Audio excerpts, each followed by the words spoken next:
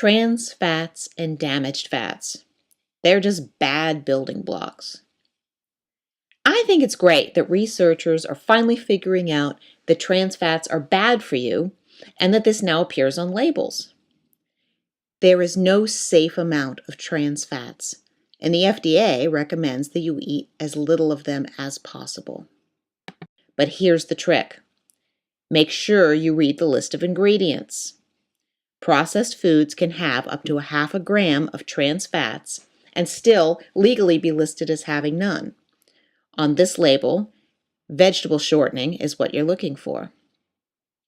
The more trans fats you eat, the more your LDL cholesterol goes up and your HDL cholesterol goes down. Trans fats lower the cream content of milk from women who are breastfeeding, and this has a painful effect on infants. The more of this breast milk babies drink, the stronger the effects. These include loss of sharpness in vision, failure to gain weight, increases in blood insulin levels, and decreased immune response. And remember the whole thing about saturated fats and high cholesterol? Well, it seems that trans fats are actually highly effective at raising cholesterol. They also increase inflammation and clogging in the arteries and increase the risk of diabetes. But you don't need to be eating whoopie pies or margarine to be getting trans fats. If you're eating out at all, trans fats are found in fried foods, which would be fried chicken, biscuits, fried fish and French fries, and any other deep fried food. Donuts and muffins, crackers, many cookies, cakes and cake icing, as well as microwave popcorn.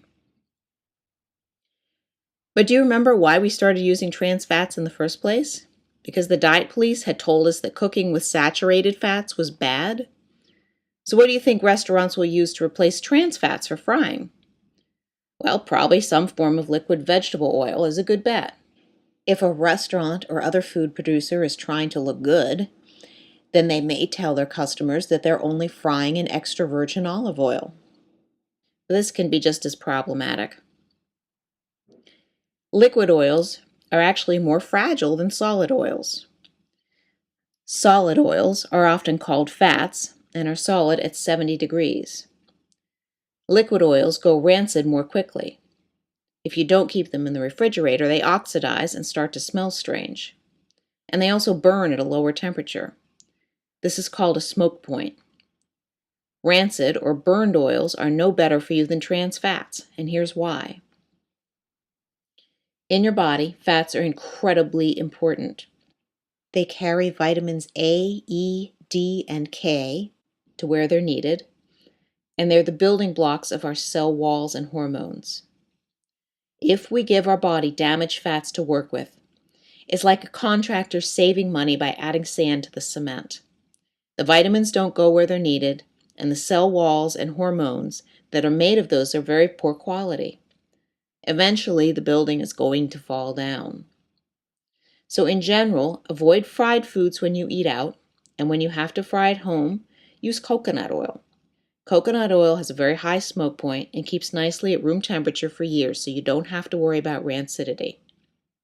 If you don't like the taste of coconut, use refined coconut oil instead of extra virgin for a neutral flavor.